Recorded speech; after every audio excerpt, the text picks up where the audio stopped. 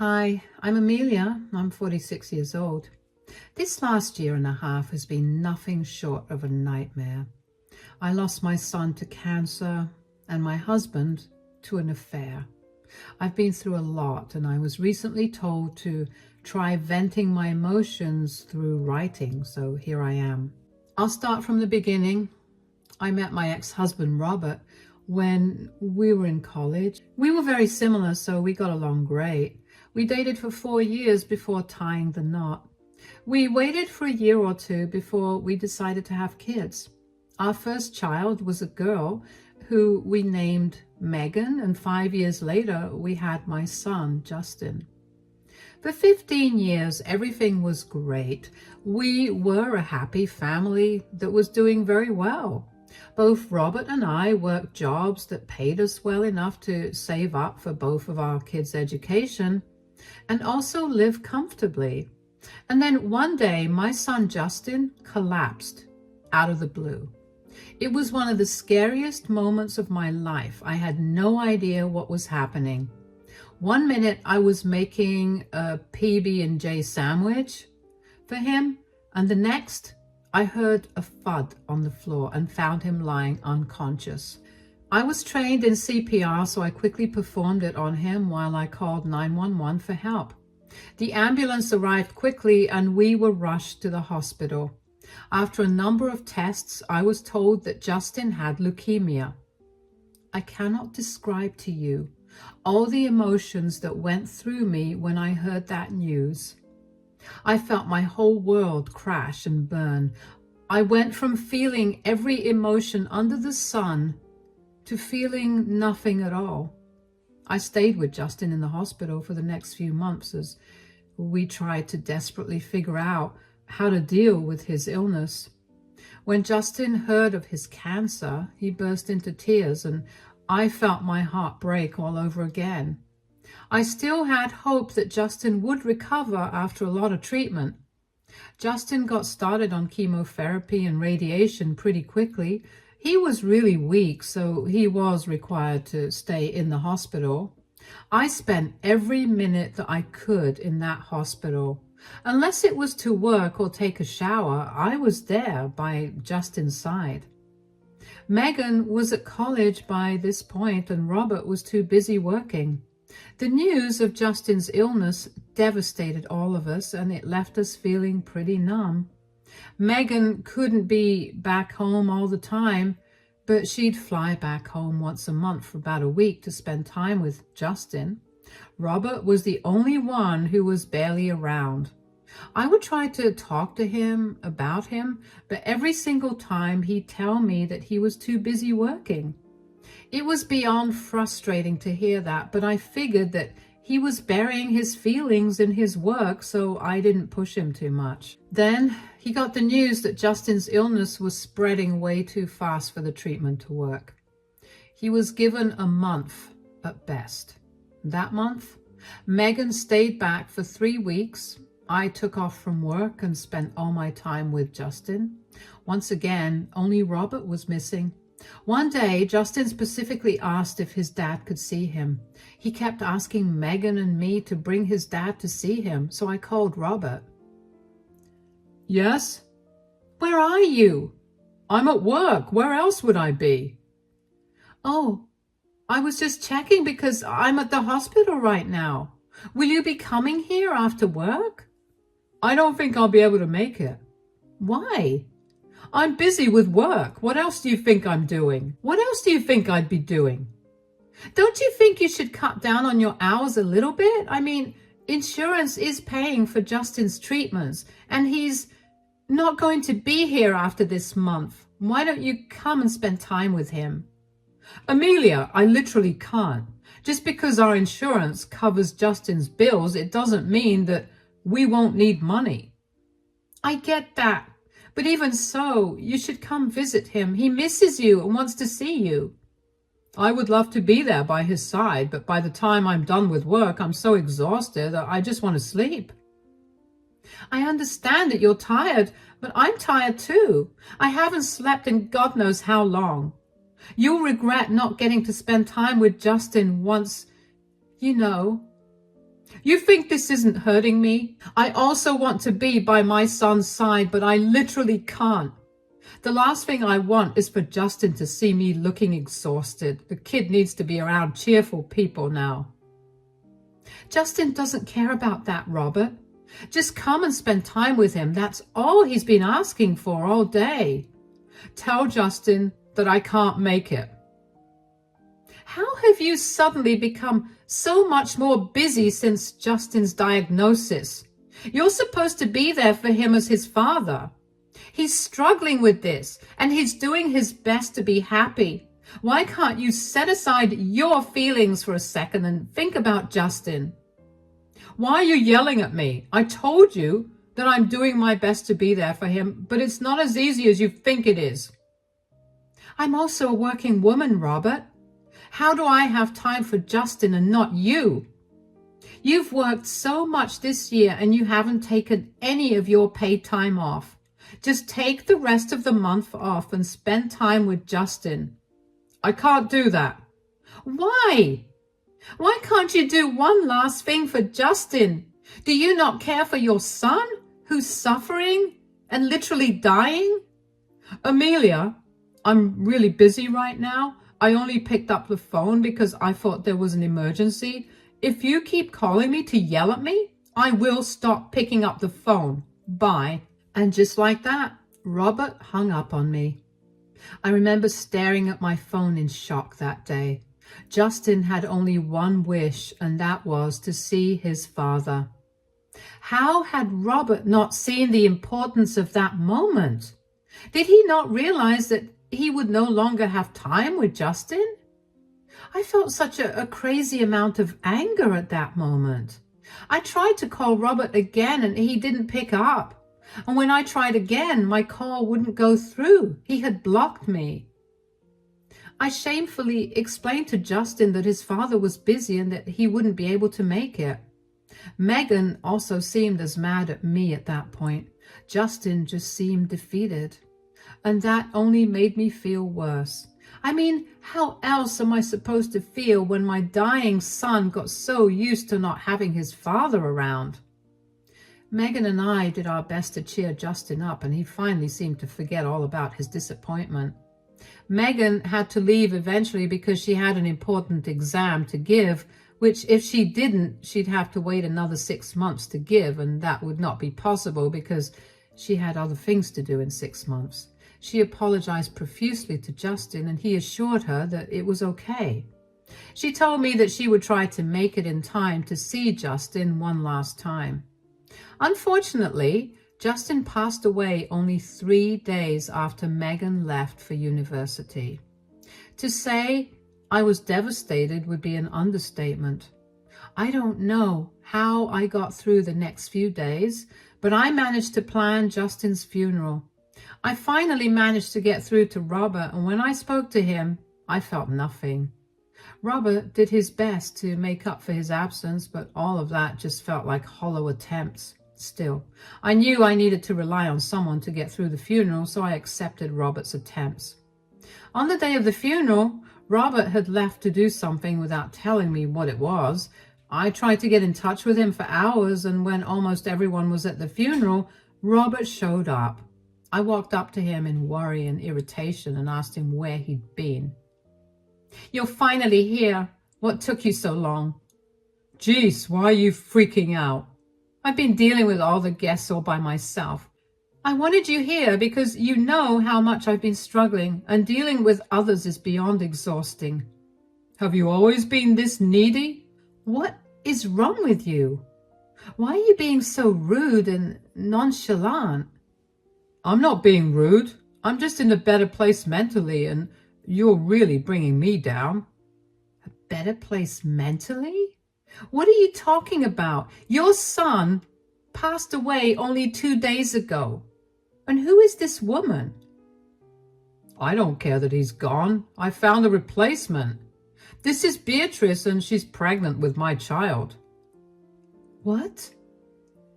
Are you really telling me that you're cheating on me at our son's funeral?" "I figured now was as good a time as any. I mean, I was going to leave you immediately anyway." You thought telling me about your affair at our son's funeral while I'm in the depths of grief was okay?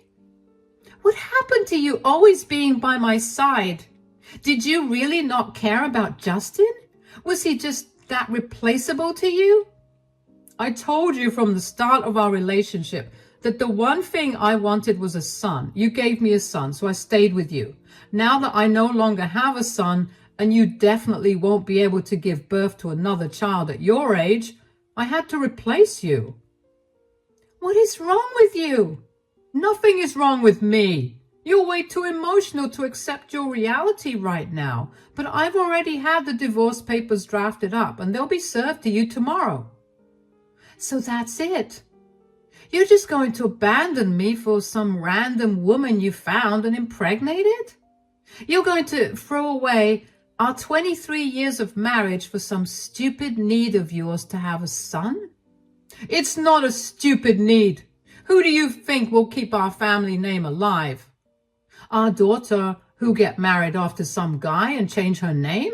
And I didn't just find some random lady. I've been seeing Beatrice for over a year now. Are you telling me that while I was struggling to deal with Justin's sickness and coming to terms with losing him, you were cheating on me with another woman? I'm glad your emotions haven't gotten in the way of you making sense out of your reality. You know what? Maybe it is a good thing that you're leaving. I don't want to be married to such a heartless man. Now, if you'll excuse me, I need to be around people who actually care about me. The range of emotions I was feeling is something I simply can't describe. I went from feeling angry to hurt to betrayed to sad to glad. And all of that was piled on top of the huge amount of guilt and grief that I had already been feeling. My son was gone. I could no longer hold my baby in my hands anymore. And there was nothing I could do to keep him by my side either.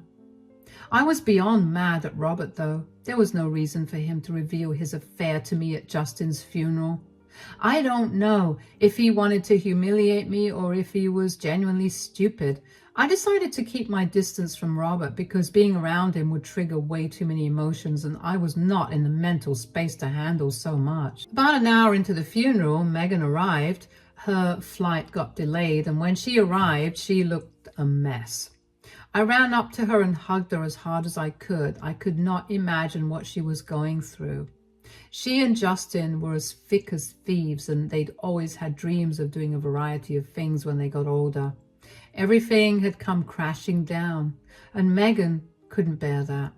I decided to not tell Megan about the divorce or Robert's affair because I thought that she was going through enough anyway. Hi, Mom. I'm so sorry I'm late. I did everything I could to get here as quickly as I could.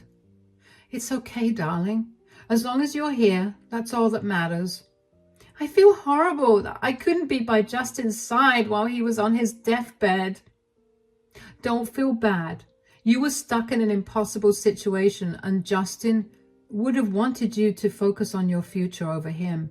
He left you a letter, so you can take your time and read that. That was so sweet of him. I don't know how to get rid of this guilt and emptiness that I'm feeling right now, though. I know, sweetie. At the very least, you should feel better knowing that Justin is no longer suffering. He's happier wherever he is now. Yeah, I guess. How are you holding up, Mom? I know you've been checking up on everybody, so I'm sure that you're exhausted. I'm not doing so good. I don't want to bring up other things right now, but I'm barely managing to hold myself together. Other things? What are you talking about? It's okay, we can talk about this after the funeral when everybody's gone back home and it's just our family. What do you mean? What's going on? Please tell me. It must be really serious if you aren't telling me right now. Megan, please, just let me come to terms with everything. Talking about it will make me break down, and I don't want to do that with everyone watching me. Okay, I'm sorry. Just tell me if Dad knows what this is about. Yeah, well, he's the one that's the problem. What? What do you mean? Where is Dad anyway? I have no idea. I left him wherever he was when I last spoke to him and did not bother with finding him. Did you guys have a fight? This is no time for a fight. You guys are at your son's funeral, and are you two really going to avoid each other at a time when you're supposed to be helping each other get through this? Megan, we're not fighting. This is much worse. Okay, I don't care about what's going on between you guys. You two are my parents, and I want to have both of you by my side today. Let's go find Dad. I don't think that's a good idea. Please, I took a 5-hour flight to get here, and I haven't slept for 2 days. Please, let's just be together for 1 day. Megan didn't give me a chance to speak. I couldn't tell her what had actually happened, but even though I wanted to tell her, I had no idea how to. I also did not want to shatter her the way that Robert had so easily shattered me with the news. I tried to get Megan to stop, but she kept tugging at my hand and dragging me all through the venue to search for him. When we found him, I felt my heart sink. I did not want to see him or talk to him. I just wanted to get through that day without any more surprises or upsetting news. But whenever Megan wanted something, she had to get it. So I decided to keep my mouth shut and keep my eyes on the ground while Megan spoke to Robert. Dad, there you are. We've been looking for you. Oh, you finally made it. I was beginning to think you weren't going to come. Why wouldn't I make it to my brother's funeral? Probably because you prioritized your exam over being there with him. Okay, you're lashing out at me for reasons out of my control. Is this why you and Mom are having a fight? Fight? We're not having a fight. Oh, really? Then why did Mom tell me something happened because of you? Why didn't you tell her the truth, Amelia? I didn't want to add to her grief the way you did to me. What is going on? Could one of you please just tell me instead of leaving me hanging like this? I'm leaving your mother. What? I found someone better. You can't be serious. I am. Your mother will get the divorce papers served to her tomorrow. Who did you even find in such a short time? Is this some sort of messed up midlife crisis? This is not a midlife crisis. This is my beautiful girlfriend, Beatrice. We've been seeing each other for over a year, and she's pregnant with my child. The ultrasound confirmed that the baby was a boy, so now I can finally move on from this family. Why are you laughing? Because that baby is not yours. What are you talking about? Do you know her, Beatrice? Not really. Oh, give it up, Beatrice. Of course I know you. What? What's going on, Megan? Beatrice goes to my university. Surely you should have known that, Dad. I didn't know that. You're having a baby with a person you barely know. That's good for you. Also, she was my best friend's girlfriend up until 4 months ago. He found out she was cheating on him. Yeah, with me, I know that. Wow, you're okay with knowing that you were also disrupting another relationship? Just how much of a scumbag are you? That's enough. Come on, Robert, let's leave. I've heard you get insulted enough. They don't know what our relationship is like, and I'm tired of them judging us. Of course you want to leave. You know, Dad, the person she was cheating on was not you. What are you trying to say, Megan? I'm saying that child cannot be Dad's because Beatrice cheated on my best friend with one of his friends. Turns out she got pregnant by him, and when she told him, he wanted nothing to do with her, so she came running to you. That baby is her other affair partner's child. But she's trying to play it off as Dad's because she knows that he'll pay for her and the baby. What? Do you really hate your dad this much? Why would you invent such crazy stories? Robert, let's go. She's trying to ruin our relationship because she's hurting. You can leave, Dad. But I know her true nature better than you do. Maybe do a DNA test before you go around claiming random women you've cheated with have your baby. I was shocked to hear what Megan had said. I never really believed in karma coming back to bite you, but I was watching that happen in real life in front of my eyes. Robert started trembling as soon as Megan revealed the truth to him, But of course, Beatrice took him away from the situation before he could embarrass her in front of everyone else too. I knew Robert long enough to know that what Megan said was going to stick in his brain and continue to irritate him until he did something about it. I asked Megan if what she said was true or if she just made that up to get a rise out of her dad, but she told me that she was being very serious. She didn't show any emotions throughout the rest of the funeral, but I knew that she was hurting inside. Still, I was so grateful that she stood up for me. I hate confrontations, and I hate being rude even more. Even if it's at the expense of me getting hurt, I can't help but be nice. I'm so glad that that quality of mine did not rub off on Megan, and she put her dad in his rightful place. A lot of people witnessed what had happened, although not all of them heard what we had been talking about. Thankfully, nobody said a word about it, and instead they chose to give Megan and me the space to grieve over the loss of Justin. I still couldn't believe that my son was gone, and even more than that, so was my husband. How could Robert have been so selfish? What had I done to deserve this treatment at the lowest point in my life? After the funeral, Megan stayed with me for a week. We held each other as we cried, and we learned to get used to a life without Justin together. We also talked about what it would be like with Robert around, and that was when I learned just how much Megan hated Beatrice. Apparently, the girl had a history of cheating and being the affair partner in many relationships. Megan was even more disgusted with her dad for being with a girl who was the same age as his daughter. I hadn't even stopped to think about that, but when Megan brought up Beatrice's age, I couldn't help but feel a deep sense of disgust fill me up. Like Robert said, I got served with divorce papers the day after the funeral. I wasted no time signing it and sending it back. I wanted nothing to do with that vile man. And I realized that I was actually a little glad that he left my life when he did, because that meant that I could deal with a whole load of grief instead of experiencing it in shock waves. After the week that Megan spent with me, she went back to her university and I was truly left alone. It took a while for me to adjust to the new loneliness, but I managed to get along by immersing myself in work and through therapy. About 2 weeks after Justin's funeral, somebody rang the doorbell. I looked at the camera footage from my doorbell and saw that it was Robert. I'm not going to lie. I felt rage coursing through my veins at that point. I ignored him. But he kept ringing the doorbell, so I opened the door and did not try to hide my annoyance. "What are you doing here?" "Megan was right. Beatrice lied to me." "Okay, what do you want me to say about that?" "Nothing. I don't know. I just wanted to let you know how sorry I am."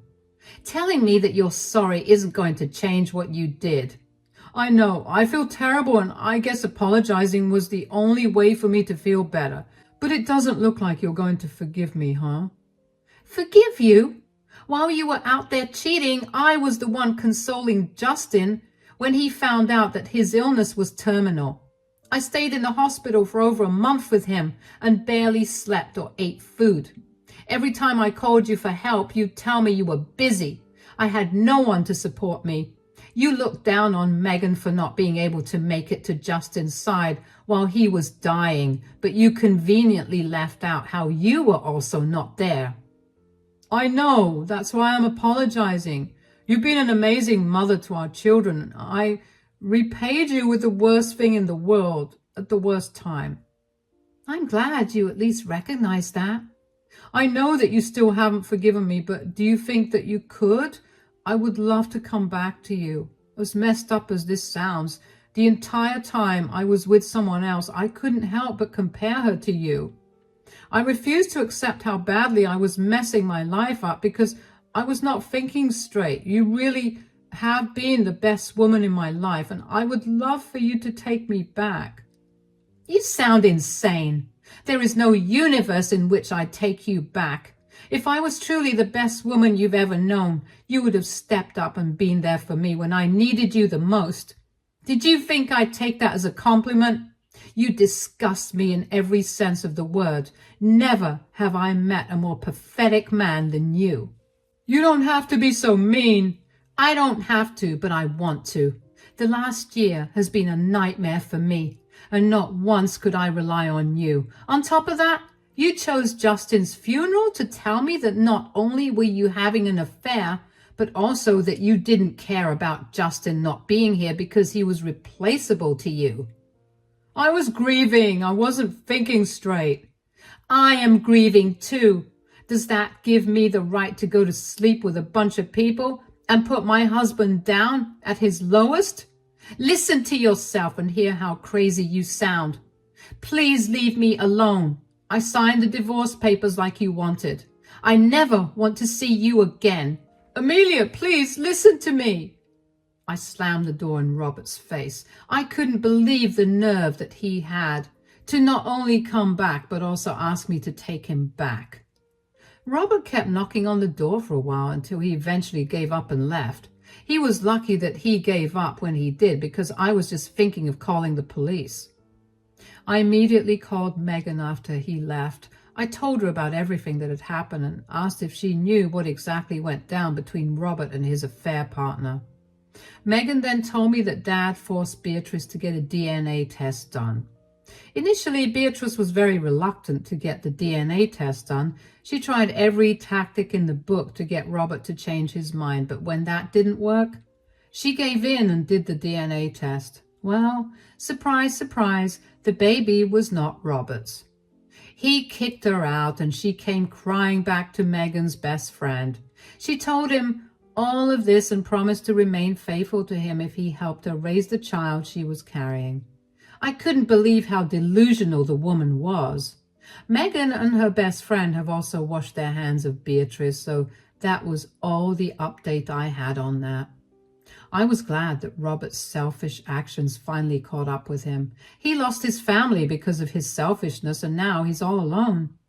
The rest of our family that was at the funeral heard about what Robert had done, and they decided to cut contact with him. Having an affair was one thing, but revealing the affair at your child's funeral while calling the child replaceable was beyond appalling, and neither one of our families wanted anything to do with him after that. From what I heard through a few mutual friends, Robert was living a very lonely life. He seemed very low and can't seem to get through a day without a drink in his hand. While my heart hurts for the loss of my relationship, I know that I definitely deserve someone way better than Robert. I will always treasure the years I spent with him, all the good memories we created together, and as a family, but that's all. He means nothing to me now.